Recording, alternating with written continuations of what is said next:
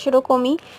এই যে false twin এবং রিয়েল টুইন সেক্ষেত্রেও ডিফারেন্স থাকে, যেটা সেক্সুয়াল ইন্টেন্স বা এনার্জি বা ম্যাগনেটিক পুল সেটা না, জোর করে ক্রিয়েট করতে হবে সেটা না, এটা হচ্ছে আনকন্ডিশনাল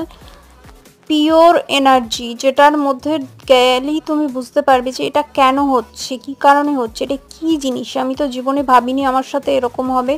জিনিসটা কি সেটাই বুঝে উঠতে পারবে না, সেটার কোনো কারণ নেই মানে নেই, কিন্তু সেটার মধ্যে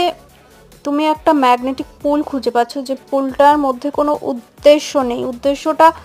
এটা নয় যে কোনো ভিডিও দেখলাম বা মুভি দেখে হঠাৎ করে ইন্সপায়ার্ড হয়ে গেলাম কাউকে দেখে যে আমারও এরকম করা উচিত ফিল করা, সেটা নয়। এই পিওর এনার্জিটা নিজের থেকেই আসে, এই ইন্টেন্স এনার্জিটা, সেটা কিন্তু কোনো দেখা হচ্ছে সামনে তখন ফিল করছো সেটা না, অনেকটা দূর থেকে, ঘুমের মধ্যেও এমনকি